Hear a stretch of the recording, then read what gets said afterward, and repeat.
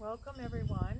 I am Karen from Abundant Joy Yoga and Wellness, and I'll let Elizabeth introduce herself, but we're here today just to share a little bit of relaxation, a little bit of back care, and how yoga can benefit every single person and their body, wherever you're at today.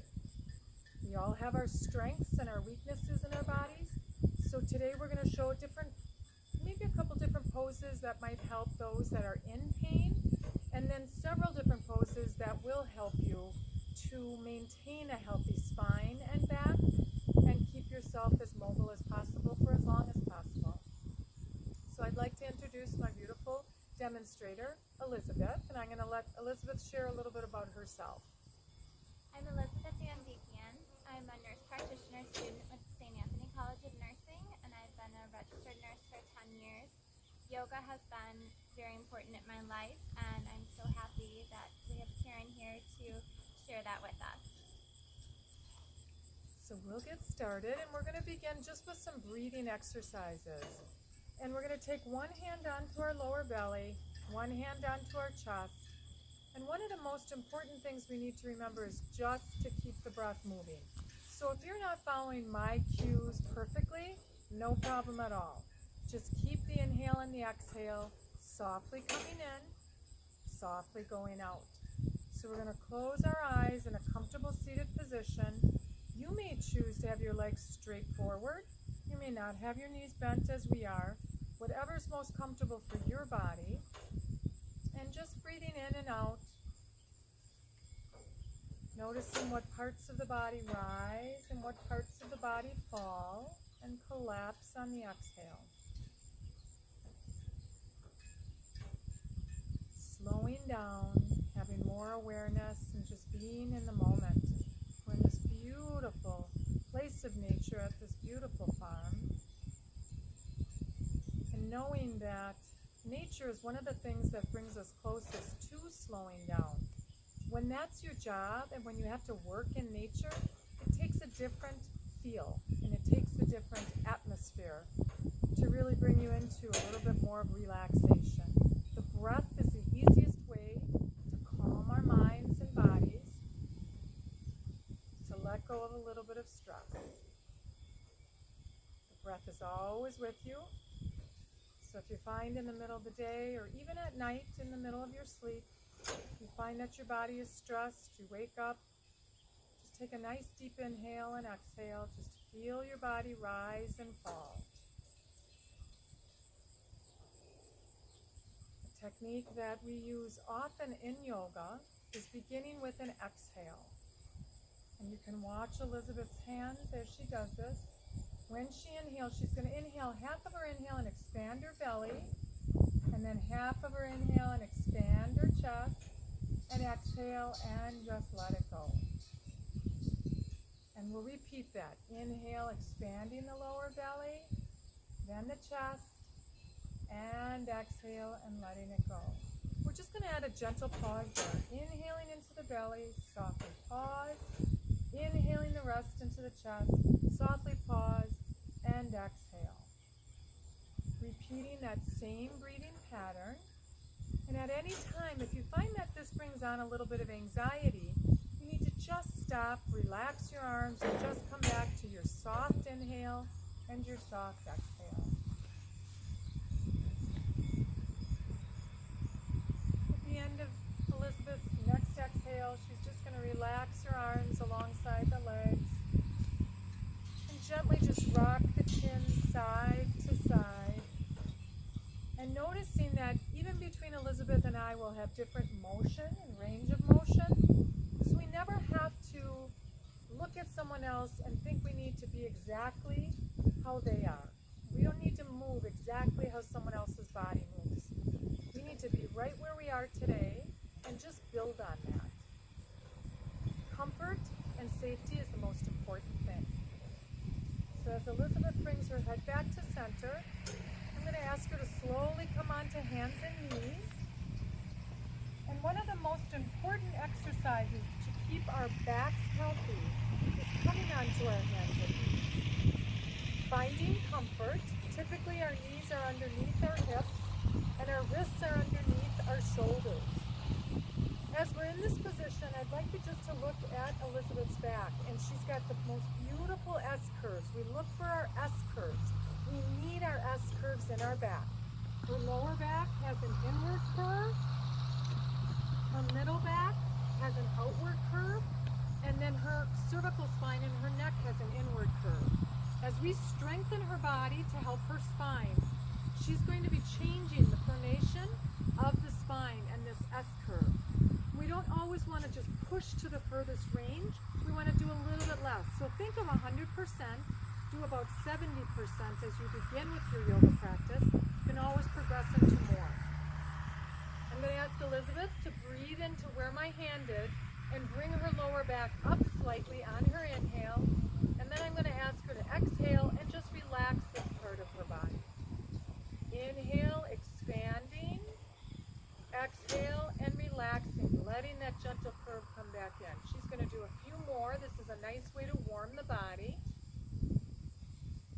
And then we work into some classic poses in yoga, which are called cat and cows. So now she's going to let her belly sink, and she's going to look a little bit forward, and she's letting this big C curve come into her spine. She's still going to keep some engagement in her core, so she's drawing her navel in and up towards her heart. And on her next exhale, she's going to round her spine, tuck her chin, and you're going to see how much she can round her spine. A lot of people aren't able to round their spine that much. It's what your body can do. Inhale, let it collapse slowly. Exhale, rounding the spine. This is a nice gentle warm-up. Yoga is about 5,000 years old, and it began with just breathing and meditation and slowing down. And then we worked into some more poses and stretches and exercises which we call asanas. I'm going to ask Elizabeth now to come to a neutral spine. And that's just going to be where she comes back into her S curve. And then what's really important is that we keep our core strong in order to avoid back issues. So I'm going to ask Elizabeth to walk her knees a little bit closer together. And as she draws her navel in towards her spine slightly, engaging the core, you can think of a pair of pants that might be fairly tight or snug. Think about zipping those pants up, buttoning those pants, and that gives us our corset or our strength of our core around our waistline and all throughout the spinal column. Keeping that core strong, she's going to raise her right leg back no higher than hip height.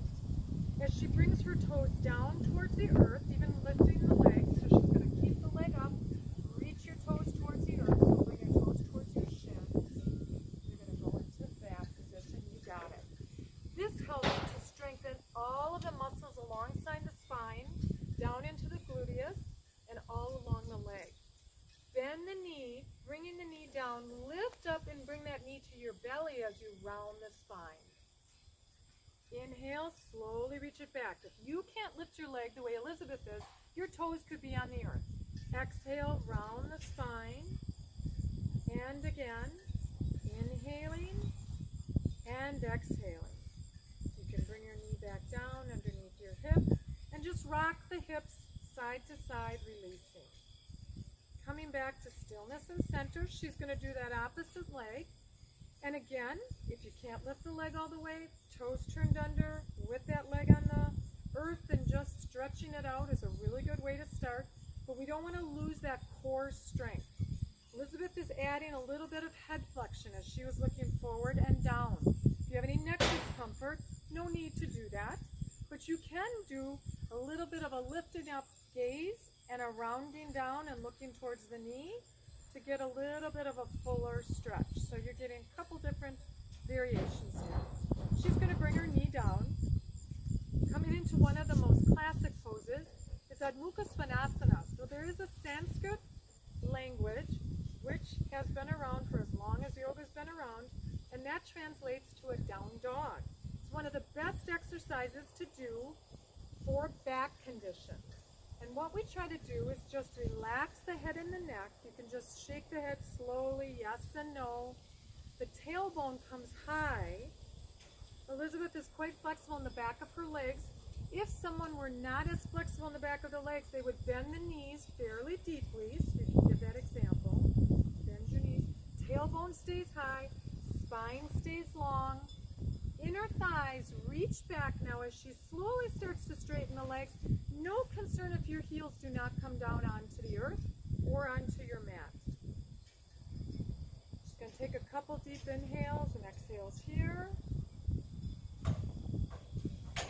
You can stay up as long as it feels comfortable, always coming down whenever it's best for you and resting.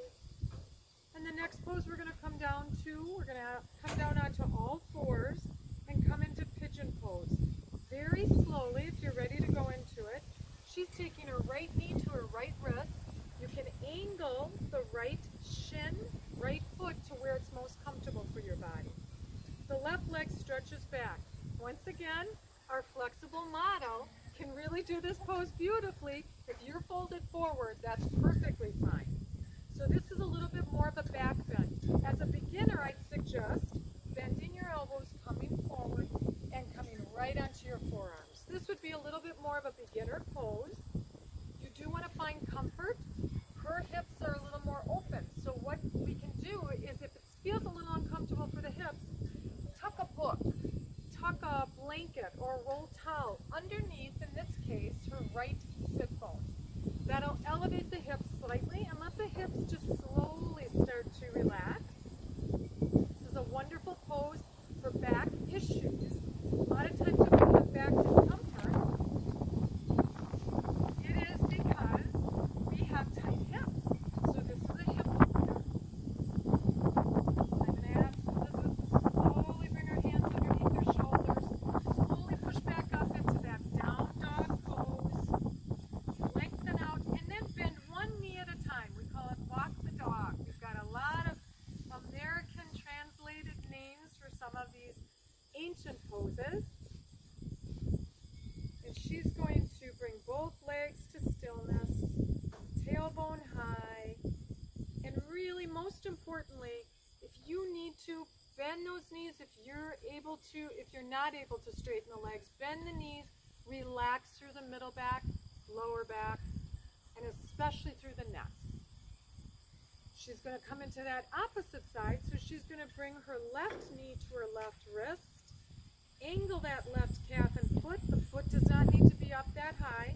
Here she's showing the deeper pose. If your body is comfortable in this, you want to make sure you don't have any knee discomfort or hip discomfort. Back can also pinch a bit if you have a little bit of tightness or if you have any type of inflammation in the lower back. Coming forward is the best way to be able to make that adjustment. And we typically try to hold the poses the same amount of time or close on each side. We take deep inhales. We try to expand the belly on the inhale, bend the chest, and then we exhale and we let out all that old stale air. It's very symbolic of just really letting go of the heavy stuff. All that is our burden, all that we're hanging on to.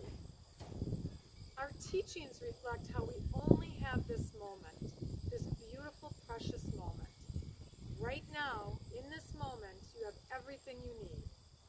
Try to let go of the racing of the mind going forward, the worrying of the past, of what's already happened. Just be. Slowly and gently, I'll ask Elizabeth to move back onto all fours, hands and knees. And open the knees very wide. This is a classic pose. And very gently come back just halfway. And this is transitioning into our child's pose. So as she brings her hips halfway back,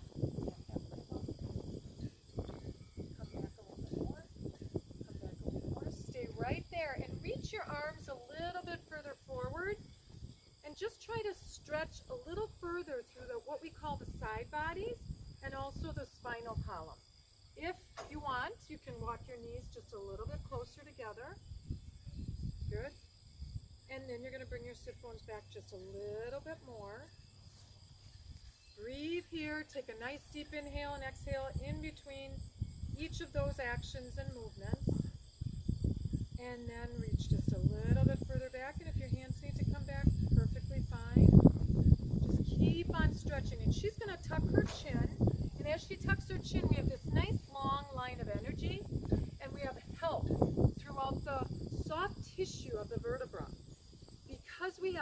much compression, and because you're working all day and we're actually pounding that soft tissue against each other and against the bone, we lose the elasticity and the suppleness.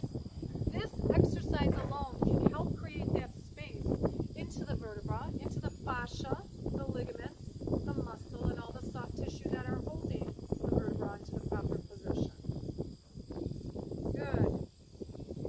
And if you feel like your hips and your knees are ready for it, you can bring your arms down in front of your chest or your neck and just relax into a full child's pose, Balasana.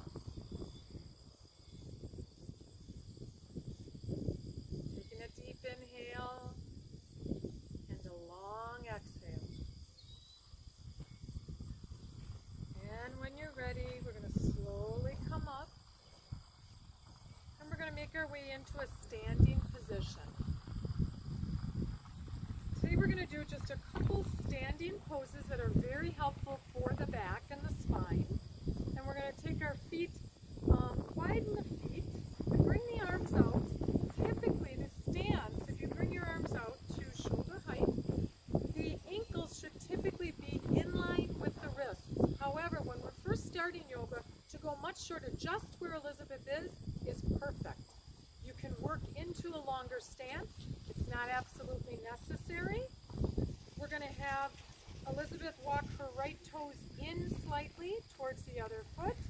Her left toes are going to square to the short side of that mat. Her arms are staying out, and we're going to gently bring that awareness back to the core of our being, the middle body. She's going to take her navel in and up and get really strong through the corset of our middle body. And then she is in a beautiful pose as she bends her left knee over her left ankle. This is a warrior pose. And this is exactly what it represents. Virabhadrasana 1 and 2 we're going to be doing. And the warrior poses are resilience and strength.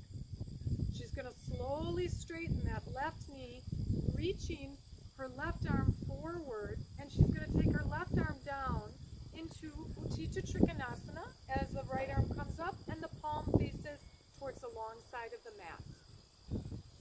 You can bring your gaze down if you have any discomfort in your neck, back, or shoulders, or you can look forward, or if the neck allows, you can look up towards your right hand into a full triangle pose. You can always use a block, a book, a water bottle underneath the left hand in order to bring pretty much the earth up to the hand. Elizabeth has her hand on her leg. We're going to turn her left palm facing up so there isn't as much pressure on her leg. And as she just takes the hand to the leg, she's constantly reaching up with her right arm. Exhale here. Inhale. Let your arms pull you up, ground down through your feet, and relax your arms. Beautiful. Bring your toes forward towards the long side of your mat, leveling out the legs, and then another pose that's really good for the spinal column, and actually to reduce stress, is an inverted pose. And that sounds like it's a scary pose, but it isn't. Elizabeth is going to simply fold forward, but first bending her knees, and then folding forward at the hip joints and slowly coming forward, hands to the earth, book, anything you need to help you, and then you can slowly straighten the legs a little or all the way. And this will give an extreme stretch from the top of the neck all the way down through the legs into the feet. The head below the heart, you have a reverse of oxygen flow and blood flow. What's beautiful about that, and symbolic again, is we think about letting go of all those heavy thoughts, visualizing they're just coming out through the top of the head. Let it go. Let everything you carry on your shoulders, all the worries, think about how the worries of the world are coming off your shoulders as you're folded forward, legs extended. And physiologically, with the head below the heart, we have an inverted pose, but we also have that fresh blood and oxygen flow when we return upright. Bending the knees slightly, reaching the arms out if you're comfortable, otherwise hands onto the thighs, reaching all the way up. After we can see your beautiful face. space and bringing our hands to what we call Anjali Mudra, and hands are in front of the heart. Good. We're just going to do a couple other poses on the opposite side. So Elizabeth's going to bring her right toe square to the short side, bring her left toes in slightly, and as she works her hips towards me, she doesn't have to overdo it. We're going to have her bend her front knee, right knee, and reach her arms up into Virabhadrasana 1 or Warrior 1. This helps with elongating through the side bodies. It also helps with keeping the spinal column nice and healthy anytime we can get space in between each of those vertebrae. You can adjust your feet. You can slowly come onto the back ball of the foot and lift the heel as you pivot a little bit closer and more forward towards me. So you can show that, coming onto the back ball of the foot and bringing the heel up and pivoting this way. So you're going to go into that. You got it. This seems to be a little bit easier for people when they first start out. Beautiful. A little bit of a spinal twist here. We're just going to take the hands to Anjali Mudra, and we're going to have Elizabeth take her left elbow to her right knee. This is a little bit more of an advanced pose as you progress in your yoga practice. Inhale, come back to center, hands down, push up into a down dog, and bring your opposite foot forward. Remembering that as slow as you need to move is perfect. You don't have to move fast, 100% isn't needed. Slowly coming up into our Virabhadrasana 1, challenges the balance. Our balance is the first thing we lose as we mature, so yoga helps us with our balance. Very important to work that every day, just a little bit at a time. Hands to heart center, her right elbow to her left knee this time, and she's looking either forward, you can always look down to save any discomfort in the neck.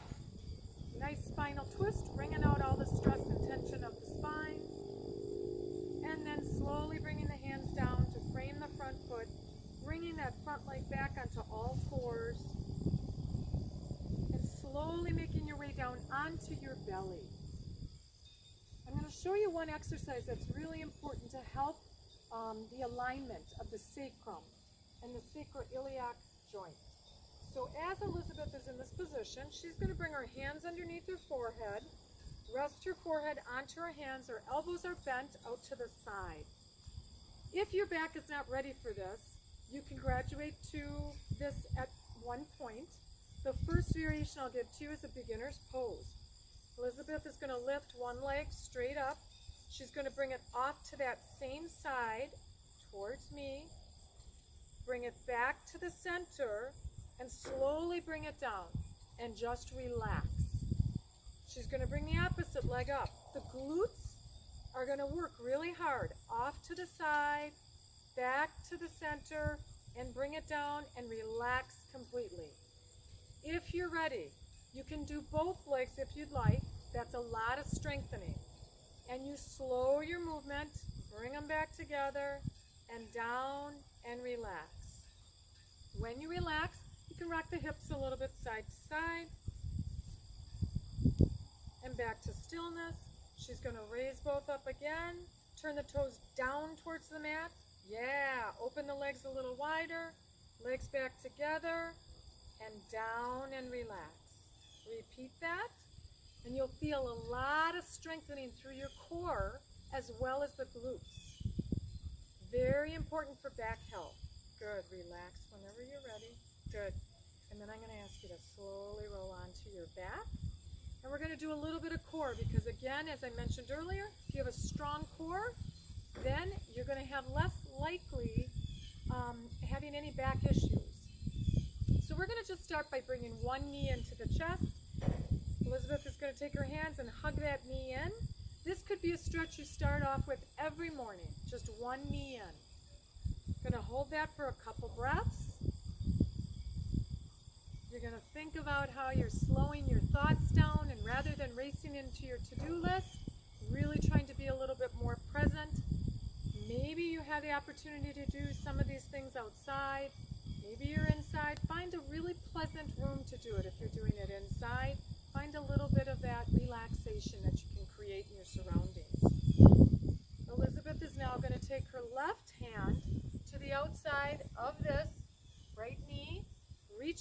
arm out to shoulder height or higher if that flexibility allows. It's not necessary. She's going to hug her leg over to the left, halfway. Beautiful. This stretches out through our obliques, our side bodies, our IT band, our leg, our glutes, all those muscles that tighten up as we continue to just do the same actions all day long. So if you're walking and you're using the same muscles, they're getting so strong, but they're shortening. This helps to elongate those muscles, giving more freedom and help to your entire system. Slowly coming back and reversing legs. First bringing that knee in and just hugging that knee for several breaths, taking your time. You'll start to tune into what is bothering your back, what's bothering your hips, what's bothering your body overall. Really tuning into those sensations. Slowing down when you hear that there's discomfort by any sign your body sends to you, and honoring and respecting that. If you don't hear the whisper, it will end up to be a scream, and even worse. So we try to use our yoga to help us stay even healthier and more mobile. She's going to take that right hand, draw the knee over, reaching that left arm out. This is a gentle spinal twist. Eventually you can work with the leg as close to the earth as Elizabeth has it. I work with a lot of students who can't even get it close to that. You do whatever your body allows. Eventually you might have it all the way onto the earth. That's perfectly fine. Take that deep inhale and that nice long exhale.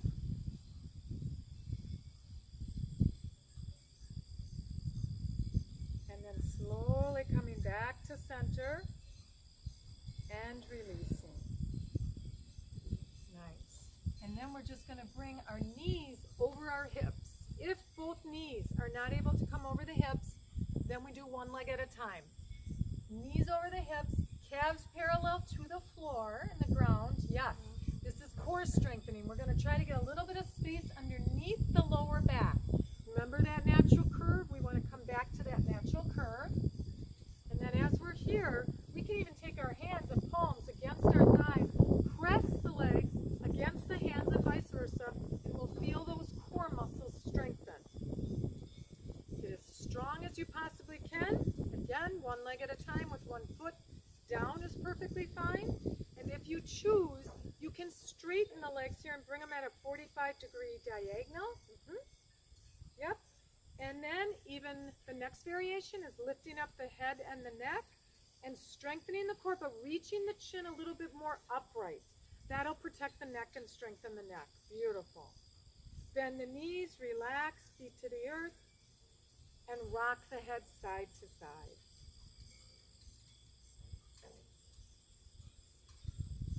Crossing your right ankle over your left thigh. As you cross the right ankle over the left thigh, you can take the right hand to the inner thigh, gently press the knee away, not as far as it can go. You can create a little bit of resistance here. You'll then feel other muscles that are strengthening. Try to keep that knee just a little bit further away from the body. And then, now we're going to thread the right hand in between the legs as we raise the legs up over the body. You're going to keep that foot right over that ankle. And then bring this hand right in between and raise the legs up. You got it. Interlacing the fingers behind the left thigh. The right elbow could gently press against that right leg. Very important for flexibility through the hips and the legs that then translate into the entire back. It's called thread the needle. So we thread the one hand in between the thighs. Slowly release.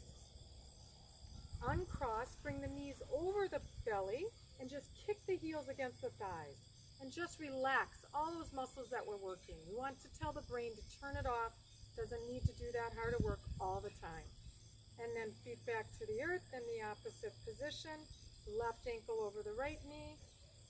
Gently pressing the left knee away from you. Again, rather than that 100%, do maybe about 70%. Work up to it.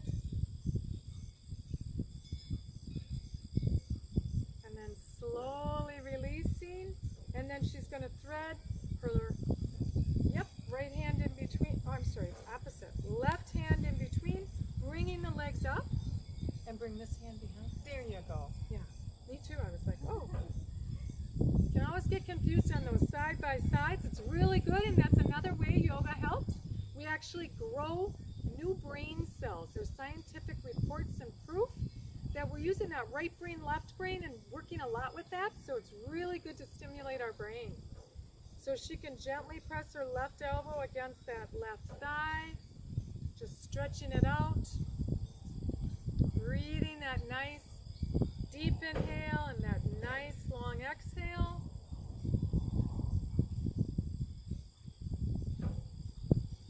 And then slowly releasing, unraveling, feet to the earth, and gently rocking your knees side to side in a windshield wiper motion. And if your body allows, she's going to bring her knees back to stillness. Bottoms of the feet are going to come together, knees splay out into Supta Baddha Konasana. This again is more for the hips, but it's also the adductors, the inner thighs, a very important muscle group for lymphatic drainage. So as the bottoms of the feet are together, the knees splay out, relaxing the lower back, relax the arms alongside the body, and we have that natural curve in the lower back. It helps to stretch out the adductors, the inner thighs, which help for the lymphatic drainage, a very important component with our immune system and strengthening our immune system, fighting off colds and viruses and all. And we're going to end with the same breathing we began, and you'll be able to observe Elizabeth's body as she just relaxes her breath and lets out and exhale whenever she is able to.